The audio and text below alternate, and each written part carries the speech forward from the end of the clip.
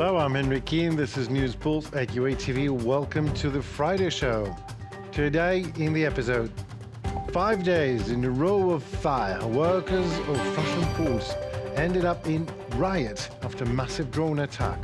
President Zelenskyy is in Saudi Arabia. Historical defense, great beautiful deal is signed. Kremlin is running out of money, literally. Putin is forcing his oligarchs to donate to his war to try to seize Ukrainian Donetsk region. Oil terminals in the Leningrad region of Russia in Ust-Luga and Primorsk were attacked by Ukrainian drones for the second time. 5 days in a row, Russian ports are on fire, and even previous attacks on Ust-Luga caused severe damages. 3 sea oil tankers, 5 fuel storage tanks, 3 piercers, and several oil processing units have been completely destroyed. And so last night, harbor workers, most of which are migrants from Kazakhstan, actually started a riot there. A conflict erupted when the terminal security team just denied workers to enter their workplaces. And during all that chaos, a local Russian security just did not find anything better than sending a security vehicle directly into the rioting crowd of enraged workers, obviously further fueling the unrest. Ukraine and Saudi Arabia have a deal. Signing an agreement on defense cooperation, confirms Volodymyr Zelenskyy during his visit to Saudi Arabia. There are no details of the new deal disclosed, other than someone might have called it big and beautiful, while President Zelenskyy noted that the document lays the foundation for further contracts, technological cooperation, the investments, as well as strengthens Ukraine's international role as a security donor. He also emphasized that Ukraine is now ready to share its expertise in countering drones and missiles with partners of Saudi Arabia. We are ready to share our expertise in systems with Saudi Arabia and to work together to strengthen the protection of lives. Now into the 5th year, Ukrainians are resisting the same kind of terrorist attacks, ballistic missiles and drones, that the Iranian regime is currently carrying out in the Middle East and the Gulf region. Saudi Arabia also has capabilities that are of interest to Ukraine, and this cooperation can be mutually beneficial. Volodymyr Zelenskyy, President of Ukraine, on X. The United States Department of Defense has used some of the European Pearl money reserved for Ukraine, just redirecting it to other military purchases inside the United States, according to a Pentagon memo to Congress seen by The Washington Post. The crux of it: according to 2 U.S. officials, the Pentagon told Congress on Monday that it intends to redirect about $750 million in funding provided by NATO countries through the Pearl program to replenish U.S. military supplies, rather than to its primary goal, providing additional assistance to Ukraine. The first official said it was unclear whether European countries participating in the initiative understand exactly how the money is being spent in the first place, because it looks like that the money that Ukrainian NATO friends already provided to cover a specific matter, purchase of new weapons for Ukraine, now goes rearmament of the United States instead, and Ukraine is being given all weaponry that was in stock from USAI program from Biden era. Well, what a resourcefulness, right? Well, new law today sounds like that. NATO's money for Ukraine, take it and use it the way you like it, as it seems that this NATO is not a friend of the United States anyway. It's just some kind of a liability and should be treated as such. I'm so disappointed in NATO because this was a test for NATO.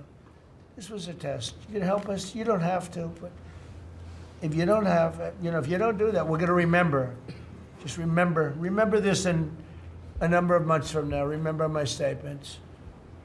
They have an expression, a great expression: never forget.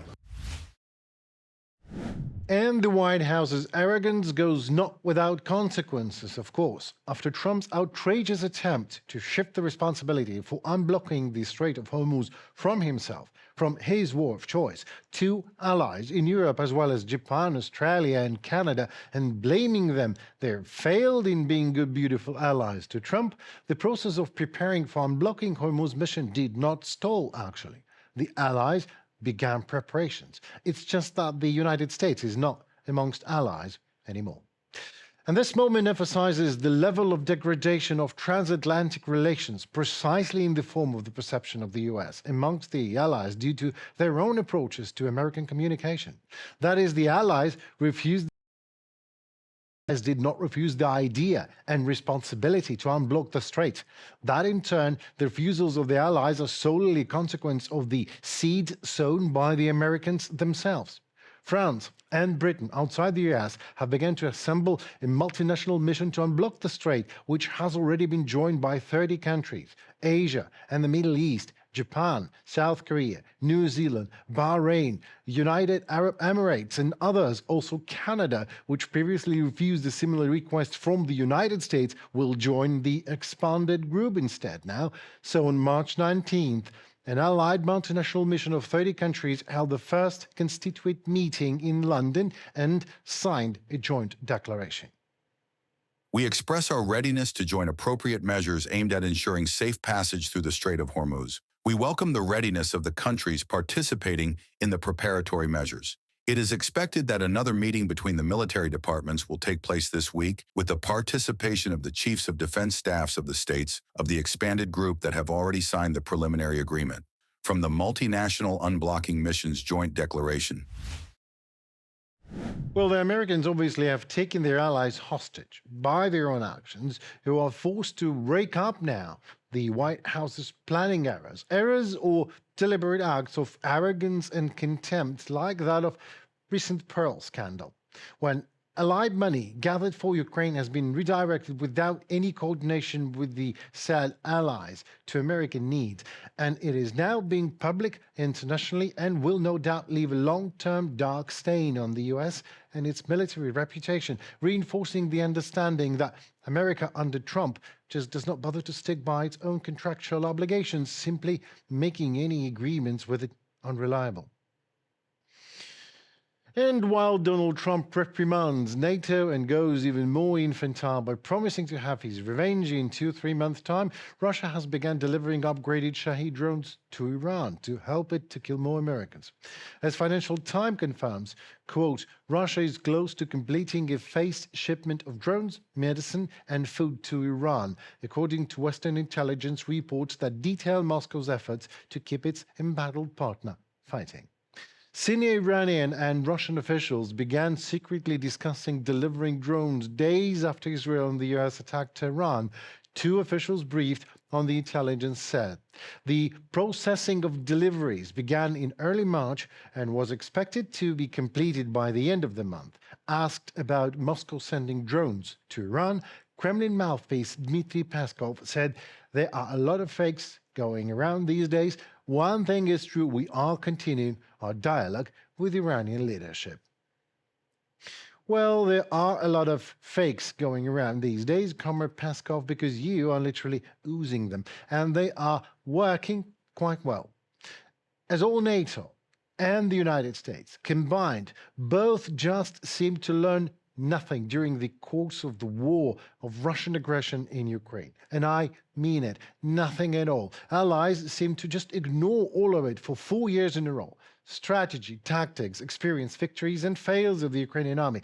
All of that was taken for granted, as the war in Iran has clearly shown. I was just a little bit dubious in the beginning. It's a complicated system. We trained guys for a long, long time to be able to operate it. The Ukrainians put their best people against it and took to it like a fish to water. And in fact, we learned from some of their employment techniques right now. But it is good indeed to know the situation is changing for the better to some extent at least. Russia is likely to focus on attacks on energy infrastructure in the event of an attack on the North Atlantic Alliance, according to the annual report of NATO Secretary General Mark Rutte for 2025, which is why the alliance is stepping up training in this direction. The annual report with the main conclusions and achievements for 2025 was presented by the NATO chief on March 26, a Radio Liberty correspondent in Brussels report. Russia's military aggression against Ukraine has demonstrated that energy is also likely to become one of the main targets in the event of any attack on NATO. The alliance is identifying lessons learned from Ukraine while strengthening training, exercises, and coordination on the protection of critical energy infrastructure. Mark Rutte, the Secretary General of NATO. Putin is now forcing his oligarchic entourage to donate to war needs as costs of Ukraine war soars. He still dreams of seizing the entirety of Ukrainian Donetsk region. Amongst those oligarchs who agreed are Suleiman Kerimov, for example, who announced his readiness to make a contribution of as much as 100 billion rubles, and metallurgical tycoon Oleg Deripaska as well. Well, Russian war machine is running out of money after drone attacks on its oil infrastructure. But Putin not only does not want to, and is just going poker face while his oil empire is literally on fire. After the talks in the USA, there is no real movement toward peace because Russia is not showing readiness for diplomacy, stated President Volodymyr Zelenskyy after receiving a report from the Ukrainian negotiation team that returned from the United States. The geopolitical situation has become more complicated due to the war with Iran, and this strengthens confidence in the Kremlin, believes the president of Ukraine. He added that Russia is preparing to strike Ukraine using up to 1,000 drones. We will respond to every one of their attacks. We're speaking about this completely openly. Russia, aside from the pressure, and as we can see, the pressure on Russia from the world is actually decreasing. I'm not talking about the reasons right now, but we can see changes in sanctions policy. That's why, unlike everyone else or many in the world, Ukraine has its own sanctions. These are them. These are our responses. They must feel the pressure. If Ukraine doesn't respond to their strikes, Russia will simply continue. It won't even consider a pause in this war. Representatives of the USA, Russia, and Ukraine held 3 rounds of talks during the winter. On 21st and 22nd March, delegations from Ukraine and the USA met. The parties discussed humanitarian issues and the creation of strong and reliable security frameworks for Ukraine, explained U.S. Special Representative for the Middle East, Steve Witkoff. As for security guarantees, the American side is ready to finalize them after Ukraine agrees to withdraw from Donbas, reported President Volodymyr Zelenskyy. You must understand that the withdrawal of troops from Donbas, besides the fact that it is wrong, immoral, and so on, but withdrawal from Donbas today means weakening Ukrainian defense. Exactly so. Russia always has one more step. For example, nuclear weapons, which they constantly talk about, threatening the whole world. And every time in a stalemate situation, at some point they issue such a message. What if? So tell me, why would they not start the war again on some new terms, some additional ones? And they will tell the whole world, look, if it's a no, then we will be able to use this weapon. And we are not protected from this. At the same time, Volodymyr Zelenskyy suggested that Russia is counting on U.S. fatigue from the negotiation process and a change in Washington's priorities. According to him, the international situation, including tensions in the Middle East, affects the approaches of the American administration. Meanwhile, the president of Finland stated in an interview with the Norwegian publication VG that trilateral format talks have exhausted themselves. At the same time, Europe has gradually taken on greater responsibility and is playing a more prominent role in the further development of events in Ukraine. We understand the Russians' negotiation tactics well, and I believe that Ukrainians trust the European countries that strive to provide them with maximum support. But the main problem here is that I do not believe Russia wants peace. Therefore, the most important thing for the future is to increase pressure on Russia. But unfortunately, considering the war in Iran and the Americans' decision to ease sanctions on the sale of Russian oil, the situation is developing not as we would like. Alexander Stubb, President of Finland, in an interview with VG. Without war, Russia will quickly turn into an outsider on the world stage, which is why it is interested in continuing hostilities, believes advisor to the office of the President of Ukraine, Mykhailo Podolyak. He emphasized that Moscow and Kyiv pursue different goals in the talks. Ukraine wants the quickest possible end to the war and a just peace with reliable security guarantees. Whereas for the Russian Federation, it is beneficial to prolong the conflict in order to remain a country that can influence something on a global scale. We understand that fair conditions mean deoccupation and the aggressor paying the full price for everything it has caused to the country it attacked. but a relatively fair formula is the one proposed by the president, stopping the active phase of the war. We stand where we stand, monitoring missions. And basically, the core in all this is security guarantees. That is, what will clearly fix the impossibility of repeating such a war. What does this mean?